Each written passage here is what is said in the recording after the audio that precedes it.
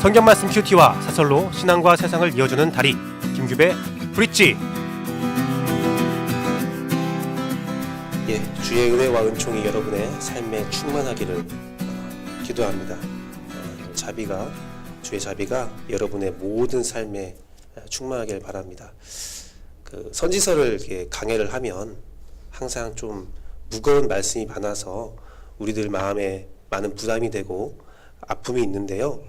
이 시간 이 말씀을 통하여 여러분 삶에 새로운 희망이 있기를 원합니다.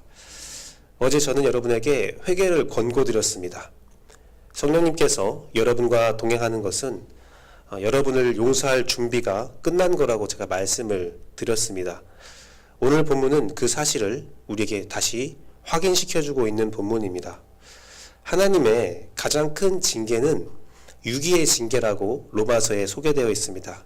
내어버려 둠입니다. 죄악을 저질러도 그냥 내어버려 두는 거예요.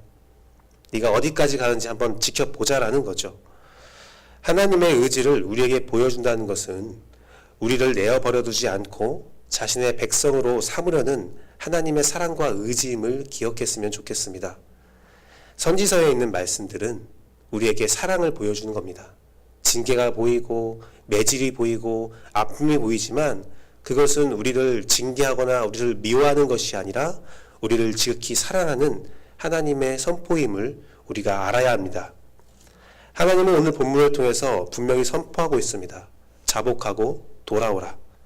이는 단순한 나의 바람이 아니라 선지자의 소망이 아니라 분명한 하나님의 말씀임을 기억하는 여러분 되길 소망합니다. 말미마다 하나님께서 돌아오라는 말미마다 이 말씀을 하십니다. 나 여호와의 말이니라.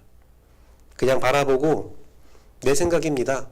하나님이 이렇게 생각합니다. 그 말씀이 아니에요. 나 여호와가 말하노라. 여러분께 돌아오라는 말은 하나님의 선포라는 겁니다. 그러나 하나님은 돌아오라는 말씀에 분명한 조건을 붙이셨어요. 입술로만 하는 수많은 자복을 보신 하나님은 그들의 허망한 자복을 지적하십니다. 4절에서 5절 말씀을 제가 읽어드리겠습니다. 지금 너는 나를 아버지라 부르면서 오랜 친구라고 하면서 하나님은 끝없이 화를 내시는 분이 아니다. 언제까지나 진노하시는 분이 아니다 하면서 온갖 악행을 마음껏 저질렀다. 하나님의 인자함을 이용하는 것은 회개가 아닙니다. 그것은 하나님을 더욱더 진노하게 만드는 거짓말입니다. 제가 가장 싫어하는 것 중에 하나가 거짓말이거든요. 사람에게든 하나님께든 거짓말하고 거짓으로 일을 행하는 자들은 하나님의 큰 진노를 피할 수 없다는 겁니다. 하나님의 사랑을 죄악을 방치한 것처럼 여기게 만드는 거짓된 사랑으로 만드는 행위, 그것이 우리의 회개였다는 것을 하나님은 지적하고 있습니다. 우리는 사랑이라는 단어를 죄에 대한 무한한 인자함으로 잘못 인식하는 경우가 있는데요. 하나님은 본문을 통해 매우 정확하게 회개의 본질에 대해서 말씀하고 있습니다. 회개의 본질은 돌이켜 행하는 것이지요. 17절 말씀을 함께 보도록 하겠습니다. 제가 읽어드릴게요.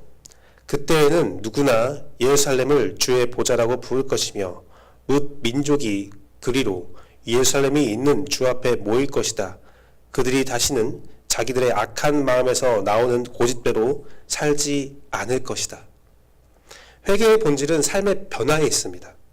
입으로만 하는 회개는 회개가 아닙니다. 조금이라도 삶의 변화가 있어야 합니다. 자신의 고집을 꺾어버리고 하나님의 뜻대로 살고자 하는 그 의지, 삶의 변화가 있어야 됩니다. 17절에 나오는 주의 보좌라는 히브리어 단어는 키스라는 단어인데요. 왕권, 왕의 위엄, 권세를 의미합니다. 특히 재판이나 행정의 결정권자를 그런 자리를 지칭할 때 사용되는 단어인데요. 즉 오늘 17절에 나오는 주의 보좌로 부를 것이며 그것은 뭐냐면 하나님을 우리의 권세자로, 하나님을 나의 삶의 결정권자로 두게 된다라는 행위를 말하고 있는 것입니다. 하나님께서는 15절 말씀처럼 하나님께 모든 결정의 권위와 인생의 권자를 바친 자를 바른 지식으로 다스리겠다고 말씀을 하십니다. 주님은 실로 지혜와 권능의 주인이라는 사실을 오늘 본문을 통해서 여러분이 알기를 원합니다. 주님은 우리의 고백이 삶에서 나타나고 삶에서 변화로 이루어지기를 원하고 있습니다. 우리의 고백이 삶에서 나타날 때에 그때서야 비로소 하나님은 우리의 과거를 묻지 않겠다라고 말씀을 하십니다.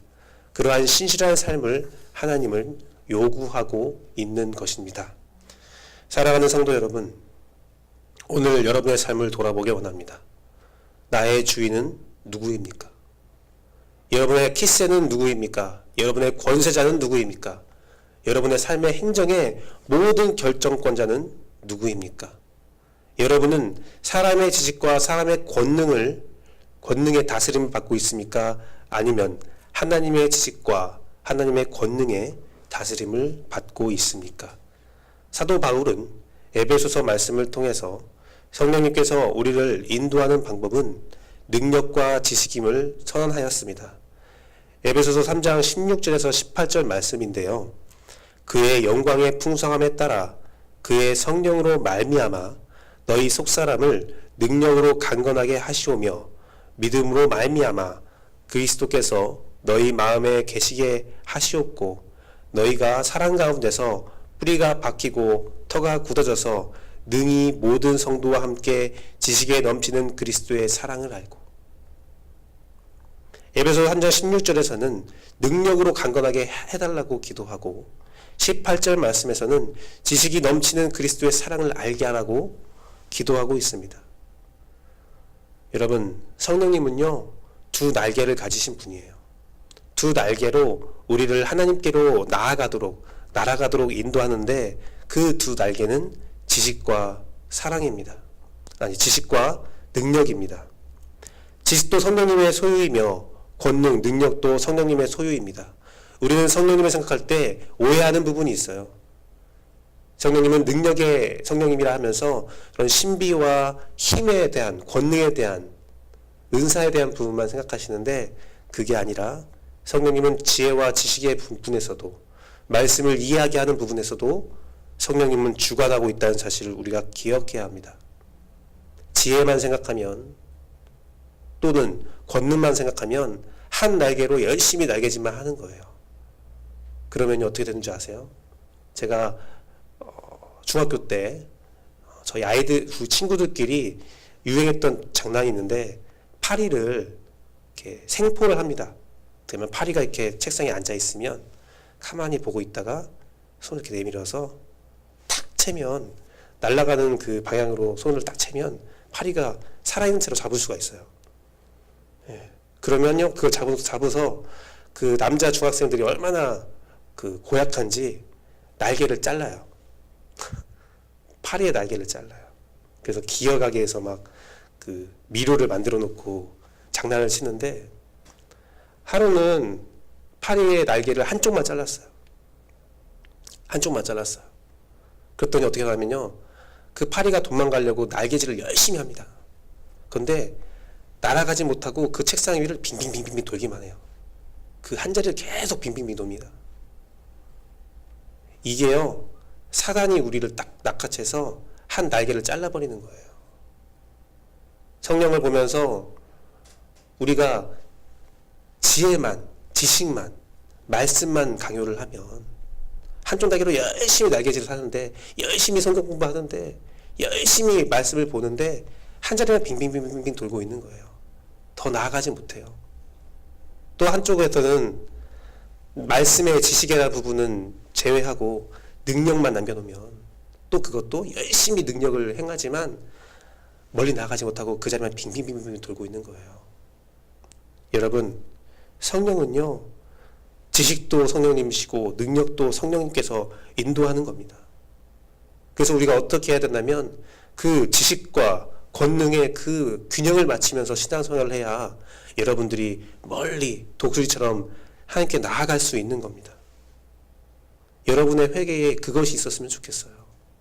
단순히 내가 잘못했습니다. 단순히 내가 이러한 죄악을 저질렀습니다.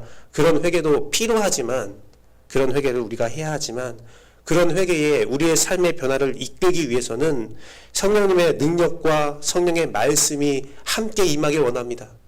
성령의 지식과 성령의 능력이 나의 삶에 임하길 원합니다. 내가 너무 지식만 바라봤습니다. 주님 회개합니다. 내가 너무 능력만 바라봤습니다. 주님 회개합니다. 이제 나의 삶에 균형적인 모습으로 성령님이 임하시기를 원합니다.